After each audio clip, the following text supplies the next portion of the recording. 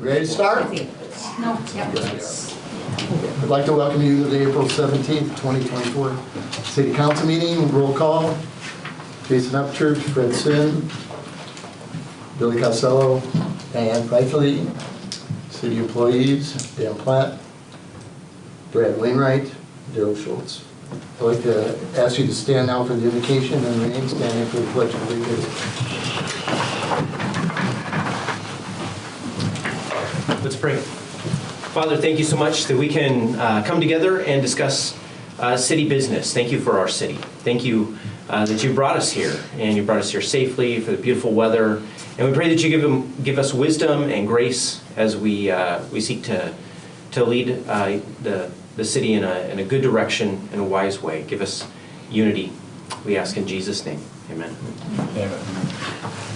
I pledge allegiance To the flag of the United States of America and to the republic for which it stands, one nation, under God, indivisible, with liberty and justice for all. Thank you. I need a motion in advance to excuse Heather. Make a motion to excuse. I'll second. All in favor? Aye. Next up, number 5, approval of March 2024 regular council meeting minutes. I'll make a motion to approve the minutes. The second? The motion is second. All in favor? Aye. Item 6, interested citizens, oral communications, requests and comments from the audience and unrelated agenda items. Let me grab the list.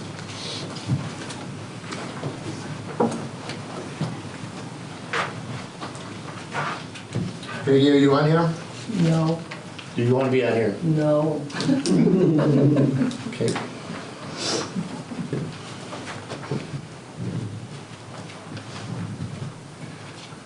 Okay, then we'll move on to item 7, new business. Letter A, Alexa Allman, Superintendent of Deer Park High School, bond issue. All right, good Superintendent, evening. you have the floor. I'll come up here. Thank you. Good evening, Mayor Verzel and City Council. Nice to see you this evening. Thanks for allowing me some time and space. Mayor Verzel, I promise I will not go 25 minutes like I did last time. That's the cue that I got last time. Watch the clock.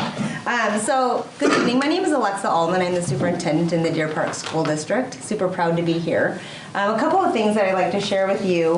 One, I know that the bond was on topic and something to talk about and discuss. 2, just wanted to talk about all of us as a community together, so that's the second piece. And then the third piece, really as we look to the future for our students and for our community as a whole, where do we want to go? So I'm actually here to solicit your input and get your feedback for where we want to go in Deer Park as a whole. So first, as it pertains to the bond, really thankful for your all of your support as City Council as we work our way through the bond measure. We have growth. We know and it's recognized by the community that we're out of space, that our infrastructures are old and they need repairs, that we continue to grow. We've got kids in portables and the safety and security of our students is #1 priority. So we ran a survey, a feedback survey, and it was a branched survey. So if we voted in favor of the new construction, why? If we didn't, why not? We're interested in the feedback. We want to hear back from the community. So the feedback that we heard from why we supported the bond measure that came out, and that was from the board of directors that was guided by the Facilities Advisory Committee. So a lot of community input to get to the bond measure that we did. But the yes really said, you know what, we're growing. We're out of space, we're overcrowded, instructional programming is impacted for kids. We've got the portables. To add more portables is just not cost effective. It adds $500,000 per portable. That's the only direction we have to go. And so as we're looking for growth and into the future, people recognize that. At the same time, we also recognize the increase of property values, the cost to go to the grocery store, the cost to fill up our gas tanks. So people are like, we're taxed out. We're maxed. Please don't add more taxes. So as you know, about 20 years ago, we had the high school bond. And what did we get from the high school bond? We got our CTE programs like the welding, right, and Skills USA. So we're preparing our students for the future and to come back into the community, give back into the community. We have our horticulture program and our egg science program and FFA and DECA and marketing. These wouldn't have been possible for our students and for the community if the high school bond hadn't passed. So want to thank those who voted for the high school bond about 20 years ago to support our students. Now we're looking at our younger students and making sure that we have the infrastructure and the space they need for growth. So that's all I really wanted to share about the bond. Always feedback is welcome. We have school board meetings. One is next Monday evening, April 22nd. Always public comment and feedback, just like as city council as you offer for the community. We want to hear your voice. We want to hear your feedback. Same thing on May 13th. My hope is that the board makes a decision as to their next steps and where they want to go based on the community input and feedback for the next, whatever they decide to do, whether they want to run another bond or not. That's going to be up to the board of directors, but we encourage everybody to come and have their voice heard. Just the other thing that I was thinking about as I come to your meetings and I go to Chamber and I go to Rotary and I hit the various groups that we have here, I think about Deer Park as a community. And we have a little coffee shop in our high school. And I was asking one of our students the other day, what is it that you love most about Deer Park? And she said to me, I love that I've been here since preschool and I know everybody. And it feels like family and it feels like community. So how do we continue to maintain those values and the feeling of Deer Park, even with the growth? So I think about you all as city council and as city members. I think about our school district. I think about the businesses that we have through the chamber. And I think about our residents, our citizens, and our patrons. How do we continue to come together and band together as one? And so I just want us to think about that. I think about unity within our community. How do we continue to foster that for our community, for our kids, and all of us? So just something for us to think about. And as I'm planning and thinking about the future, your input and your feedback is just as important. So as I'm beginning the strategic planning process, I have some questions for you on a little survey. So the first question is, what are the values and principles that you believe should guide our school district's actions and decisions? Question 2 is, what does success look like for our students, for our staff, and for our community as a whole? Again, I want to look at us and think about us as a bigger, broader community. 3, what do you think are the key challenges facing our students, families, and staff? And the last question, just 4 questions, what are the key priorities and goals we want to achieve in the next 5 to 10 years? So I have postcards for each and every one of you to provide your input and feedback, and I'll keep this open through spring, throughout summer, and then we'll start the strategic planning process in fall. But that's all I really wanted to share with you, so thanks so much for your time. Mayor Verzal. When does this come back up on the ballot? The board needs to make a decision. So we have a couple of more board meetings. We've got Monday, evening at 6, and then we've got another one on May 13th for the community to come and provide input. I sent out the survey to everybody in Deer Park. We were able to get some really good feedback. We've got the committee to support Deer Park schools. We've got the facilities advisory committee. We've got input from the staff. We've got feedback from families as well as the community. So all that information is going to come together. I'm going to share it with the board, and I have been sharing it with the board incrementally and over time. They'll have to make a decision. If they want to run in November, they will have to file with the counties. We are 3 counties by August 6th. So they'll have to make a decision sooner than later. Good question. I don't have a question, Okay. it's just a statement, and I mentioned it to you earlier, but thank you for your work today with the bomb threat at the high school, and I know you've got admin that we're working on that too, and just the safety of our kids is of paramount importance, so thank you for taking care of that.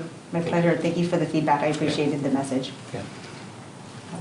Audience, you have any questions for her? I'll start with you all. And feel free to share. Thank you. You have one, but would you like another one? Okay. You have one? I have. Okay, yep. Amber received one. Thank you. So feel free to take the survey and then pass on the postcard. Thank you so much. And that's it. See, I was less than 20 minutes for you. You did good. Thank you. Each of you. Thank you. My pleasure. Please let us know what you would like for Deer Park to look like. Junior high? The high school. Yeah. With the kid. That was a joke. Yeah. Play around. So someone, it's a federal. No, you, it's the community as a whole. There you go. Thank you. Yep. Okay, They go from that, and you can't joke around, but you can open the shed. next up, item B, core fiber, Jason Mocha, discussion only. Jason, you have the floor, sir. Yeah, thank you.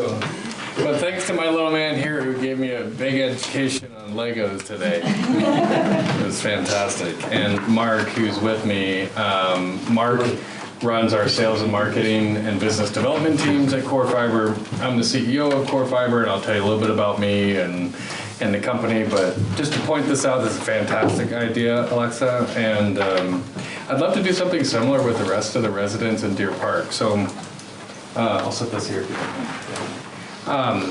Again, my name is Jason. I founded a company in 2019, and the company's purpose is to build better internet into smaller communities.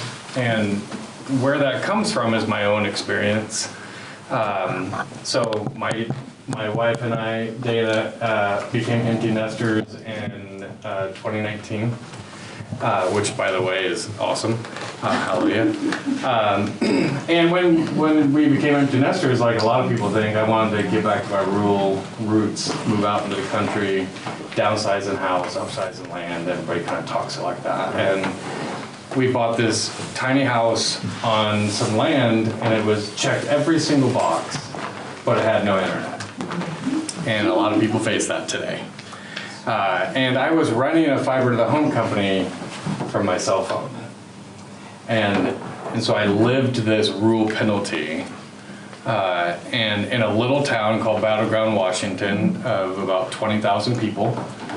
And, at the end of the day, I thought to myself, I've been doing this now in my career, which started in the Air Force, for 32 years. And it's time to stop working for the Virginias and the Texases and the Tennessees and all the East Coast. Like, it is time to bring our skills back to the Pacific Northwest. My career is not typical of a CEO. I'm non-college educated. I started climbing these poles, doing splicing, working in copper, and installing services for businesses and residential, and I've got a lot of stories. And just over the decades, I've just learned the power and power of the internet and how to be able to make it more affordable for communities. So I'm here to talk to City Council about our interest in Core Fiber and building fiber optics through every street in Deer Park. It would bring every house at least 1 gig, 2 gigs, if not 10 gigs at some point in time, and do the same for businesses. This is zero cost to anybody in this room. Why? Because it is a good investment. So of course, from the business person perspective, it is a good investment. It's a long-term investment. It's one of those investments you make and you wait 7 to 10 years before you really make the money that you were hoping to make on it. It's a $3 million project, and we're ready to commit all of that on our own.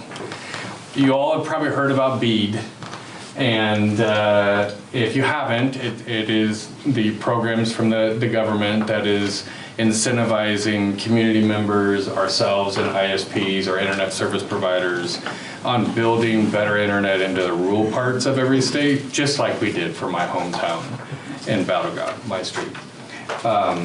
And so we have prepared a project that is nearly ready for us to start. And I am here to gauge the public and what their interest is in this. I'm also really interested to hear from council on your interest in us doing so. I do know that there was a party here, Broadlink, that also talked to you about this, and Ariane, she's a fantastic leader. She's somebody that I've been working very closely with in this last 45 to 60 days to understand what their initiatives were and how our initiatives are actually helping each other.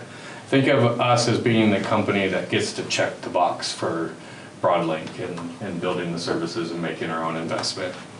If you would just, there's some slides that I definitely want to show, and I can fill up a half hour easy. Just to give some people some confidence on who Core Fiber is and where we are located. On this slide here, you'll see Washington, Idaho, Oregon, Colorado, and Texas. Over the last 2 years, I've been buying companies that are smaller companies that want to get into this space, that want to make a bigger difference for the communities, but they don't have the funds. In some cases, maybe they don't have the right skills. And so we've been partnering with these smaller companies to actually inject them with capital and help educate them on moving towards building fiber optics versus other technologies. So you can see we are very well covered on the east part of Washington. We're up in the panhandle of Idaho. We've now bought 2 companies in Colorado.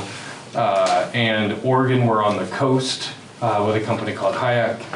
And in Texas, we've got a couple what's called PPPs, or public-private partnerships, where we've worked with community members like yourselves to be able to reach some sort of an agreement. All of those are different flavors. I did put a slide in the appendix for council to look at that does talk a little bit about public-private partnerships, just to wet your whistle, give you some ideas of what I end up talking to city council members about. In this particular case, we're not looking or seeking any kind of public-private partnership, although we'd be open to that. Really, we're doing this because it's the right thing to do in bringing better internet to smaller communities. I handcrafted our mission statement very, very carefully. We work to close the digital divide by building next generation internet into the smaller communities so that they can rely on the same economic and technology benefits as those from the metropolitan areas. Amen, right? It's just time for that. So thankfully, the government and the BEAD funds and our private equity firm that I'm working with called Heritage Holding is all on board for this. Next slide, you'll see a little bit of an overview of what we planned for Deer Park. This slide here, which I'll leave to council to look at, and everybody in the room already knows this, who are your available options today for internet? That's this slide, and what their price points are. We will be competitive. We will have a low income option. We will figure out how to bring internet to at least 50, maybe even 60% of the households. If everybody signs up, great. If 50% sign up over the next 6 years, it pays for itself. Next slide, you'll see kind of the map. Yes. I'm sorry. What do these numbers mean after That's the upload and the download speed. Okay. And people in my industry have been training the public on you need more download for years, in fact, my whole career. We've only recently started talking about upload because fiber optics offers that. Yeah. Upload's a very important part of the internet, especially for entrepreneurs that want to figure out how to transfer files, or doctor's offices, or school districts, whether it's video or there's a lot of applications to be able to utilize fiber optics in the best way possible. So you can see on the right hand side of the slide, I'm sorry it's small for everybody in the crowd, but you can see the blue lines is every street in which we are have planned to build fiber optic past every home and businesses as well. Let's keep going. Let's talk about the next steps. The next steps are important. So we are already complete with our feasibility study. That means you come into a town, you look at every provider, you look at the community, you look at everything that's in this, in the appendix here, from household income to college graduation statistics, and everything that I have saw for Deer Park, it looks so similar to Battleground where I live. And I'm compelled to help the battlegrounds of Washington. And all that feasibility study is done now. We've also done a high-level design, which means we've mapped out the footage for every single street. We've evaluated if it is aerial delivery, if it is an underground delivery, and all of those facts give us the economics around how much it would cost to build. At the end of the day, this $3 million, we end up paying other people to do the work, and then we manage them, and then we bring jobs here to Deer Park to be able to install services for residential and for business. The next steps right now is for us, we are in a, yes ma'am. I have a question. Where I live, they built in the fiber optics. Yep. So would you be able to use that? No. No? When somebody else builds any kind of infrastructure like that, they own it, even if it's in the right of way. The same way that we would own the fiber in the right of way. Okay. Right of way being in front of your home or in front of your business, and so in that particular case, we would just overbuild them. And for you, you would get choices. And I would invite anybody else who wants to come to Deer Park and build choices, do it. Put your money where your mouth is, right? But we're not gonna wait for that. We're gonna proceed. It's the right thing to do. So we are currently doing what's called low-level design right now. And low-level design means that you are literally measuring, it's not just drawing lines on a map. It is yardsticking out every single house, how far it is across that house. Where can we put utility boxes and or handholds, terms you may or may not know, but access points in front of your homes in that right of way or on a pole, understanding the pole data, which means if it has the clearance, if there would need to be any make-ready work, if there would be any power issues. So those are low-level designs that take time. We started designing Deer Park, what was that, Mayor? I'd say it was sometime around late last year, in the fall or something like that. We are now to the point where we're maybe a week away. We are very, very close to having all of our engineering and design plans done. And so now I'm here to announce that and look for support. And the support I'm looking for is comments from either the constituents and or council, but also looking for the process of executing a franchise agreement. With that franchise agreement, as you know, council, that gives us access into the right of way. And that is a final flag that needs, or checkbox that needs to be checked before we take the designs and we start working with contractors to build what's been engineered. We think that that is possible, and actually I know it's possible, to start building that this quarter. That means we would work, my folks and the city's public works, as well as the pole owners, would all be working together to make sure that we have very clear and concise direction on what the project is, what the drawings are, how to get questions fielded, but we're to that point of ready to build.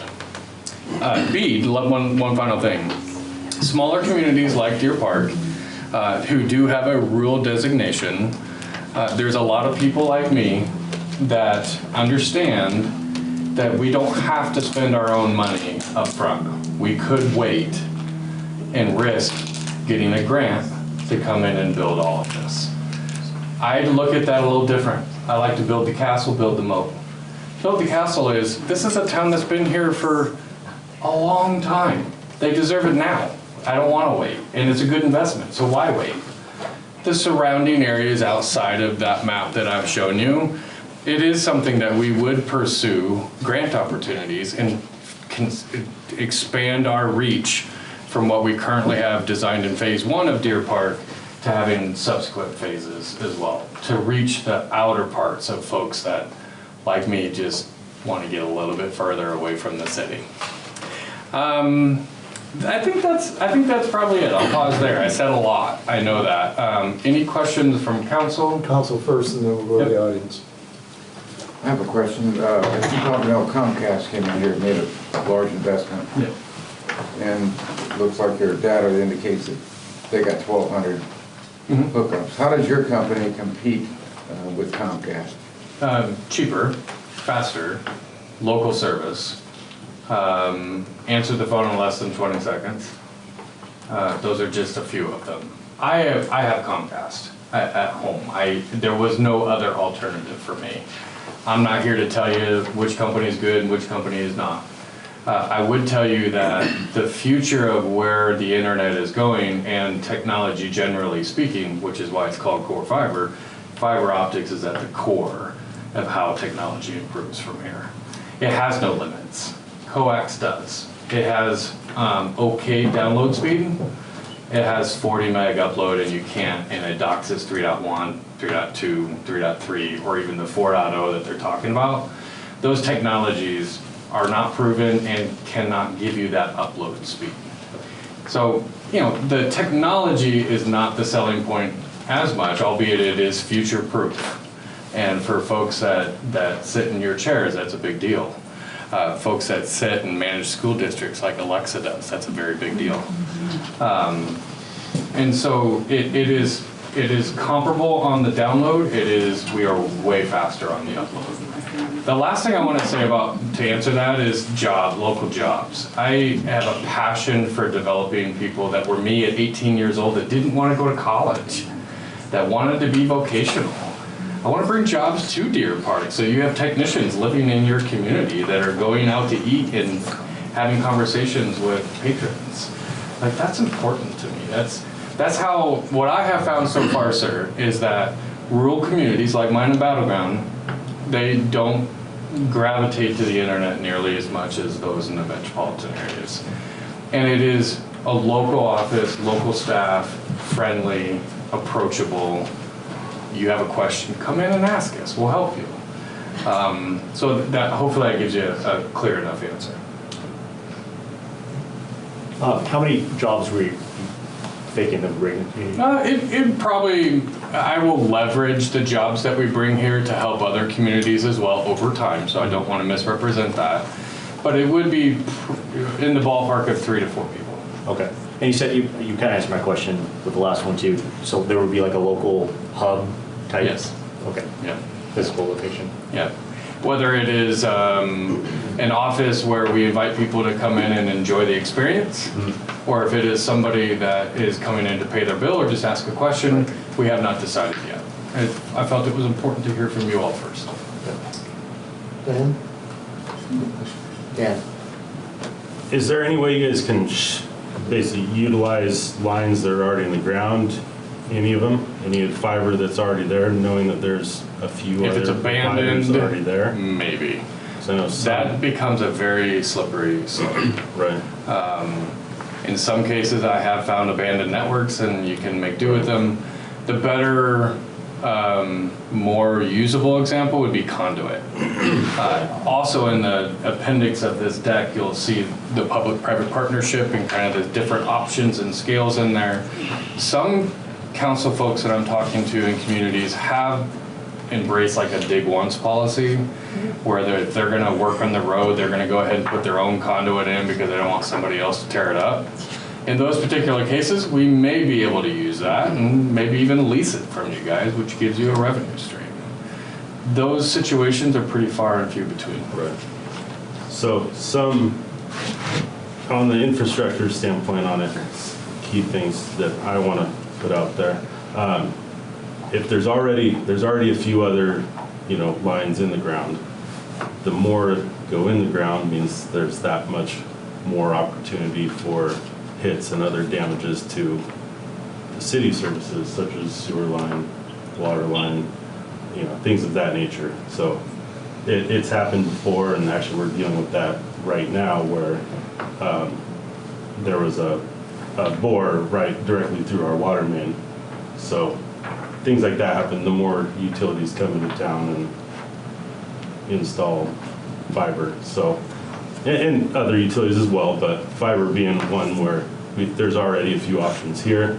So not saying that this isn't a good program too, but there's a risk and reward we have to weigh and everyone think about as well. Yeah, Mr. Pratt is not wrong that there is risk that comes with any time you tear up the soil. Right. We just finished a build in Priest River, 3 blocks meaning areas, over 1,000 homes. It was mostly aerial, which this is about 50% aerial, 50% underground, whereas that build was about 70% aerial. But the 30% that was underground, we had no strikes.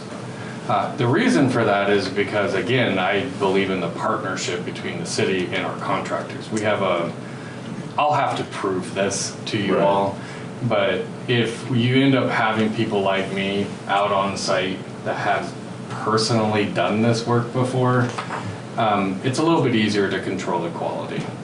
And as long as we're 3 feet, we should be good. And we would work very, very close with your department to make sure that if we were in an intersection where there is a mainline water or even sewer, Right. you'd be probably standing with me. And you pothole and you do all the work to make sure that you open it carefully, but it does not come without risk. I wouldn't sit here and tell you it does. Brad? We have our city ordinance, we have a 10-year no-cut moratorium on new asphalt. So like all of our new neighborhoods, there would be no potholing to find it. So do you guys just blind bore? No. So then you wouldn't be able to supply it? It would depend on, I'd have to read your ordinance to understand the potholing or limitations. There's no cutting. Yeah, no cutting at all, but drilling is okay. You can go under, but Yeah. all the drilling companies want to core hole and look at it. Well, Yeah. Typically, you only pothole when you know that there is an issue there. all of our new neighborhoods, And that'd be up in the northeast section, we correct? got all over town. Yeah. And all of our water and sewer mains are in the street. So Yeah. you would Oh. go by, If they're in the street, then we would be in the right of way, so but you don't ever have to cross. if we do, we would do it at a depth in which you told us we had to operate. That would make it pretty easy. You'd have to get up to the crossing, you'd have to set your hole, and you'd be able to drill across, but we could sweep underneath anything. We typically stay at 3 feet, but we'd be open to that. I would not like to leave homes behind, but if it was if it was a requirement of the city, we would have to oblige. It's a really good question, by the way. It must be Public Works or The maintenance. yeah. Okay. Yeah. Yeah. Very good question. Yes, Go ahead, Richard. So back in 2016, we were looking at working with NOAANet to put in a community fiber. At that time, we had talked about the importance of putting in conduit in the new streets that were constructed. At that time, I was told that we didn't need to put it in the ordinance because it was going to be automatically done, and that Roger assured us of that conduit was put in onto those new streets that were built. So if that was actually the case, then there would be those conduits that could potentially be leased. So I'm not sure if that was actually done or. When Main Street was redone, new conduit was put in, spare conduit was put in. Cedar Road project, spare conduit was put in. But he's talking about like the subdivisions. Yeah. Didn't they Yeah. have to put the conduit in there for fiber, or didn't they put fiber in to start? I mean, how do you sell a house without, Yeah, for like Comcast and the utilities were here. yeah, He wasn't here at that time. Yeah. no. But- So we're So duplicating. all of the So- utilities that were here already, they were being installed as the roads are constructed. But as of And 2016, other ones, we they're talked about spares. having conduit put in all the residential areas as well, under the streets, so that, or in the right-of-ways, so that if there was a community fiber effort led by the city, that the city could utilize that. So, It my probably didn't happen, that's a lot Yeah. of money. Yeah, Unfortunately, upfront. I try not to butt in there. Yeah. I wish y'all would have, and I wish cities would think that way, but to move dirt, to just put conduit in that has no paying customer is extremely expensive. But there Like was- $30 a foot. there was conduit already being put in, though, for, Gotcha. it was new streets and all that stuff, so it was all being torn up for water pipes and stuff, so. But, yeah. If the city funded the project, we put conduit in, like Tim said, Main Street, Cedar Road, but the developments are done by a developer, so that's private money. Yeah.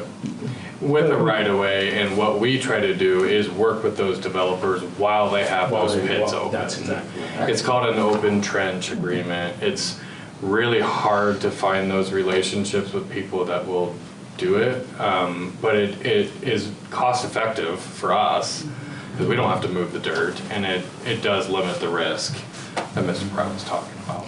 So I just, for the council, consider having an ordinance to put in the conduit in the future. So that can be done for whatever future purposes, whether it be fiber owned, city owned by the fiber, or fiber owned by the city, I'm trying to say. or other companies wanting to come in and potentially lease that conduit. Jason, hang on, Peggy. Jason, you go. My overall impression is that I think the more competition that we have for services, the better, no matter if it's internet or coffee shops or That's been proven true. auto parts stores or whatever. So I'm definitely for it. I did have a couple of questions. One of the frustrating things about my own personal experience with not only Comcast, but then later or earlier CenturyLink is the pricing structure. You mentioned you're cheaper, better. Do you have a pricing structure that we can maybe take a look at? Yeah, can I have reserve the right to change it? No. Set in stone, inked in blood. Right now in Priest River, which is the most comparable, we are doing a $65 half gig, Okay. an $85 gig, and a $125 2 gig. Monthly? For those people that, what's that? Monthly. Monthly. Yeah. Yeah. Okay. We include the router, we include the ONT, which is equipment that powers it. So it's really meets all of the nutritional labels that's coming from FCC. It doesn't have hidden pricing in it. It's 65, 85, 125. Typically what we're seeing in Priest River is everybody's buying the 1 gig, which is not surprising to a guy like me because it's so much faster. Yeah. Hopefully that helps. And then the other question is, you've got the project will serve 2365 households and businesses. So we have, I think it's like 1,700 households in Deer Park. Are you thinking about going out into the country more, or are you just anticipating growth, or what? I was just curious on the number. I didn't know if like areas around. I personally counted all the houses and drew that circle that you see there. So it's very possible I drew into the county. Okay. And we would be open to building into the county. In fact, we're planning to with grant monies. Once we build this, we'll expand. So we will work with the county. That's why the relationships with folks like Broadlink is very important for us. They are helping us kind of clear roadblocks. So it is possible that 2300 might become 19 or 2032. It's that low-level design once it comes back, which, like I said, is in the next couple of weeks. It gives us the facts. And then from there, we have decisions to make on our side to make sure that it meets our requirements, and then it's game on. Do we have any, you said $0 for us. Do we have any other? Unless you want to. Not really. Are there any other commitments that you would need from us as a city? Really just the franchise agreement. It is helping us negotiate that and get that into place. That's really it. We know the pole owners. We've already started working with them. We've already started engineering and looking at what right-of-way looks like. So, no. Have you talked with the school district? No, There's but Alexa right here. I absolutely would love to steal some of Alexa's time. Because I think we can help, but no. There is what I would say, what happens when you build networks like this, distance is like your biggest enemy. The longer it takes to build something, the more expensive it is. And so a lot of what in our industry are called long haul providers or middle mile providers, the NOANETs, who I know Craig, very good friends with them and most of their staff. They have over the years built to school districts because it's paid for the bill to get to the school district. Well, what is all around school districts? Yeah. How did we miss that opportunity? We will definitely look to build into school districts, any businesses. And by having a network that's as dense as this, it removes all the limitations of payback. Where an auto parts store wants a service, we want to give it to them for $85, but it costs $45,000 to get there because it's all the way down the road. With this kind of network, everybody's affordable to bring services to.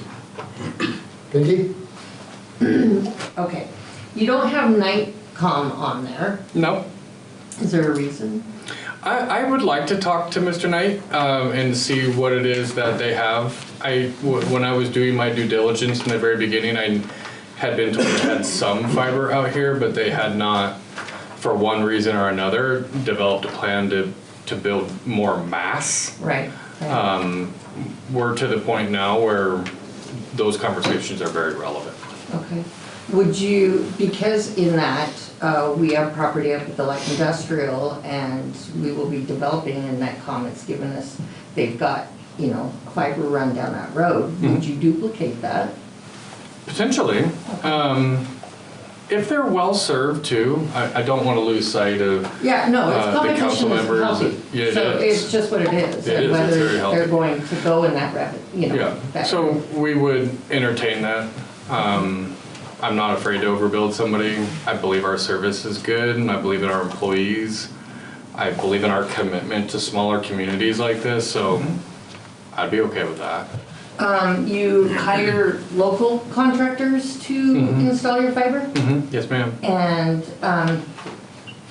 there was, with the Washington State Infrastructure Act, we had a gal out here last year that talked at Chamber about, I don't remember what it was called, a PUD, it wasn't a public utility, but it, It's probably. I think you're talking about was it Broadlink? Yeah. Okay. Yeah, Yeah, I just sat with Arian and Andy, who you're referring Okay, to. that did, okay, that's. Yeah, and they're very excited that we are willing to check off a box for them. And, you know, their mission is very similar to ours. They want to help too. They want to get rid of these, as they call, kind of internet deserts. Correct. So it is kind of a public-private partnership in regards, if you're going for grant money, now her whole thought process, I thought, was that with that money, it would put the infrastructure in, and then servers, you could have multiple servers on that. So it was, There's so many different ways to build what we're building. yes, The most economical for us and does the best service for a community is for each fiber provider to lay fiber, build it aerially through every street. Arian's and Broadlink's mission, as I understand it, is to, however the means need to be, whether it is door 1, door 2, door 3, whether it's they build it, they own it, they have an open access network, they convince an internet service provider like Core Fiber to come in and spend their own money, or to wait for grants and to use grant monies to be able to build it. We're just that middle door where we're saying, we know it's a good investment, we want to build it, we're willing to spend our own money and do it now versus having to wait a whole nother year that maybe might give money to Deer Park to be able to build this next generation internet. We just want to do it fast, now. cool, thank you. And thanks for doing your part. I heard you say several times rural, I can say that word, rural Deer Park. Yeah. And then you talked about the city of Deer Park. Yeah. Okay, I live in rural Deer Park. Yeah. 15 minutes southwest Yes, of Deer Park. you do. What is the Plan? possibility of getting it out? We're important too, Peggy. I know you are. This is my internet provider. Yes, You know, I- so we run our whole house on our Verizon cell phones because that's the only option we have where we live. yes. It's So a shame. what are the possibilities for really rural Deer Park? Yeah, so I'll answer that honestly. Can you see your neighbor's house? The roof of it. Okay, so that's a good sign. I can see the mountain though. Yeah, and so the more distance, the more issues, the more costs. So I have to answer this with, yeah, I think it is possible. In fact, Alexis asked one of the questions before, was like something along the lines of the goal or what does success look like. I want to try to keep our children in their hometowns. They don't today. Why? Because of this pull to these other amenities and these other services like internet into denser populations. And this funding that the government has put together of $42 billion is not just a little bit higher than any money I've seen in my industry, but mountains higher. In fact, there's people like me that actually say things like rural America might actually be better served with internet than the metropolitan area is in 10 years. Well, here's the. I think that's very possible. Here's the issue that I see is that the city of Deer Park has a little under 5,000 people. The zip code of 9906 that comes to Deer Park, including, plus the zip code of 99110 Clayton that comes to Deer Park for schooling, is over 11,000 people. And so here we've got a huge number of students of Deer Park who, when the pandemic hit, could not do schooling. Yes. When things happen like that, we don't have the ability to hook into our schools. I'm not praying for another pandemic and that, No, you know, please but no. that was the Yeah. struggle that really rural Deer Park had. Yeah. And to see a way for us to get into fiber optics. This is really, so let me also share that in our build with Priest River, we, you know, it was probably a $1.4 million build. We spent our own money. We built past 1,000 homes in kind of what I would call, think of core Priest River, where there is density where people like me go, oh, that kind of pencils out, right? The minute we were done with that build, we started applying for grant funding through the Capital Projects Fund in Idaho, and we won $6.3 million to actually take our build and stretch it 9 miles from where we started. So I know we're not 15, but maybe it's 9. Maybe you didn't do the math right. I don't know. But we can make that kind of stuff happen when you build in a town like this where you spent your own money to, you know, put yourself in the shoes of decision makers for a city or state or government. If you have a provider that's willing to put their own money in and now is asking for more money just to extend that, well, we have skin in the game too. And I think that officials like to see that, should expect that, quite frankly. So yes, I do think it's very possible. Now it's a challenge. Okay, I don't need a motion, but what I do need is your blessing to continue and draw up a franchisee agreement with our attorney. I move to bless. Okay? Billy? Yeah. Thank you, sir. I will keep you informed of this. Yeah, thank you so much. Appreciate it. You too, Kenny. All right, number 8, resolutions. Letter A, resolution 2024-004, WashDOT Aviation Division guaranteeing grant match money availability. Daryl? So this is part of the grant process for WashDOT Aviation. They asked that we guarantee we have our portion of the matching funds. This total project is going to be 1,705,000, give or take. Right now, the FAA is saying they don't have all of the funds for it, so we will probably have to divide it in pieces.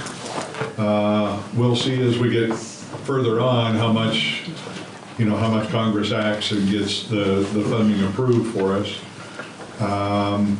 But what this is we're asking WashDOT Aviation for 5% of the total. FAA would provide 90% of the total, and the airport would provide the other 5% at $85,214. And this is actually a 3-leg taxi lane to add new hangars.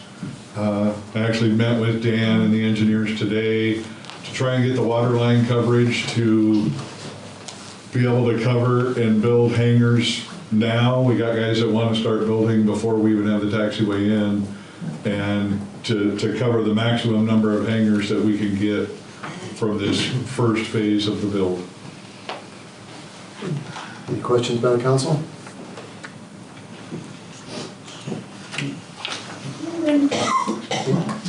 All in favor? Oh, we need a motion, I'm sorry. I'll move to approve the resolution.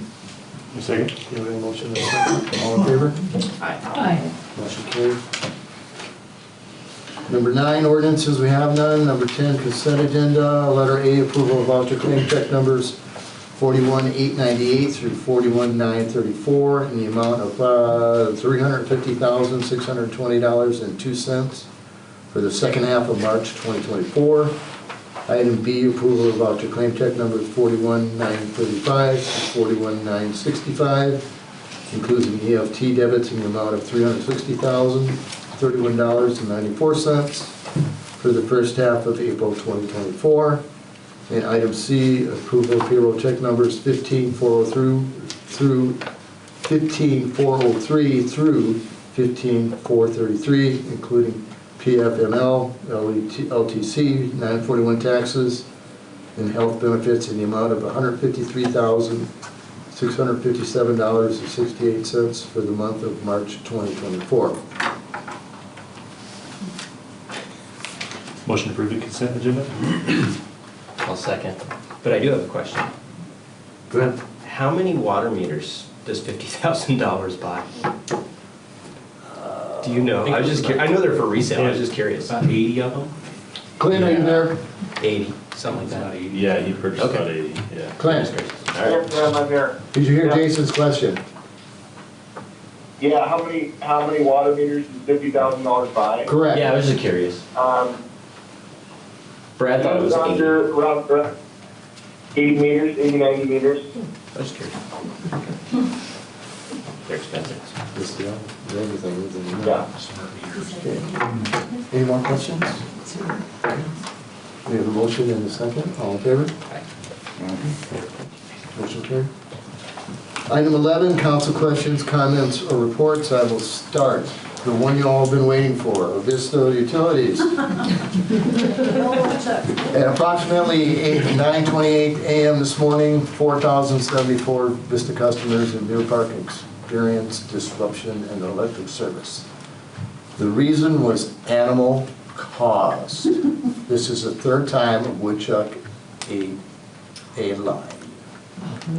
The location of the incident was at our Deer Park substation, which is there at Dull Road and 395. And a Vista crew was prepared and responded immediately. Upon arrival, they made the necessary repairs to the equipment. Due to redundancies built into the Vista's electric system, we were able to repower. Customer's power was restored starting at 10:40.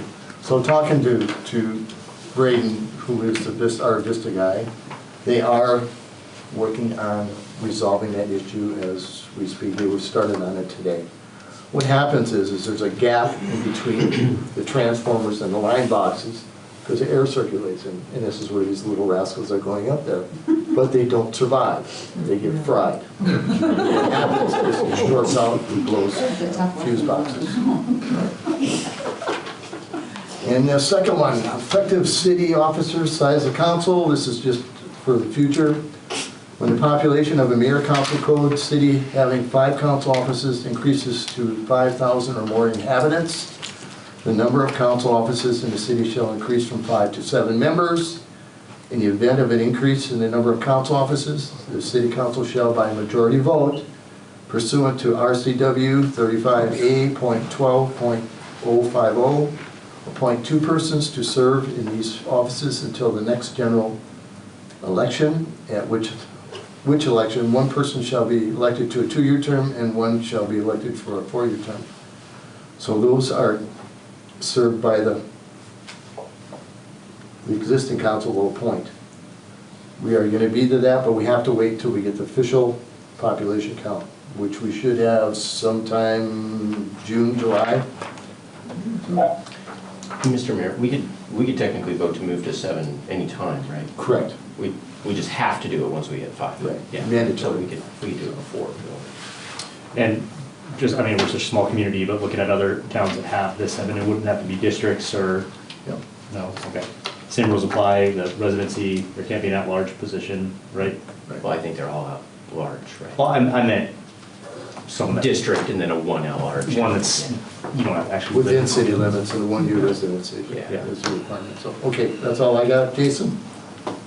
Well, thank you for the Avista thing. I talked to you, Mayor Tim, earlier today. I was sitting at McDonald's when that happened and the lights went out. I was in the play area. I did not have kids. I was just in the play area by myself. And it got really quiet all of a sudden. It was great. But, you know, we joke, but the reality is, you know, so then I watch people get sent home from work, and I watch cars get turned away by the dozens because they can't do anything. So, and that's just like one business. So we're talking, you know, thousands of dollars per hour that our businesses are losing, and people are losing, you know, rent money, food money, whatever, because of that. And I understand, you know, it's the ground chuck, it's not a Vista, but you know, if one of my kids hits a ball through, you know, the neighbor's window, I might not be to blame, but I am responsible, and I'm responsible to fix it. And I think that's what Avista needs to understand is that they are responsible, in fact, and it sounds like they're obviously owning that. So that's the thing. I mean, there's some humor in it. I mean, ground chucks are get fried, and I was making jokes on social media as well, but this does have real impact in people, and thank God that it didn't happen in the middle of winter or in the middle of summer when it's 95 degrees or 10 degrees or something like that, and we're without power for 4 hours. So to partially answer that, this is the first experience they've had with it, and they've had it 3 in a row. Yeah, well, yeah. No. I've heard that another power company has actually taken preventative measures to ensure that this didn't happen in the first place. So that's what they're working on now. Right, it was a lesson learned. Yeah, so still, I think there's a lot of people who are less than happy with what's going on. So. Well, sure, everybody is affected. Yeah. Mr. Sid, you're up. I still want to move to get small farm animals changed. I'm going to be attending the, I guess, planning commission Monday to talk to them about it. And I would like to talk to Alexa at the end of the meeting. Good? That's all. Thanks. Billy? I don't have anything. Nothing. Report of departments. Clint, we'll start with you. Speak up, please. Sure. Yeah, I just have one announcement to add. This month, we're going to be sending out the annual water quality report. Those should show up in the water and sewer bills. I encourage folks to read them. Give us a call if you have any questions. We're more than happy to help answer any. If you're not an owner, or for tenants and folks like that, you can go down to City Hall and pick one up there. We should have some copies out there you can get. Yeah, that's all I have. Okay, thank you. Jake, are you online? Yep. Okay, you're up. I'm here, yep. Building is going, everyone can tell the drives around, building is going 1,000 miles an hour. We do have people already living in homes down at the Colville development there at Salt Creek. So they're far enough along, we have people living in homes already there. So it's, yeah, and the Mountain View Meadows is close to having the houses ready for move-in as well. So they're moving right along. And we are going to be close, doing the population estimate from last April to this April. I've permitted 167 units in the city.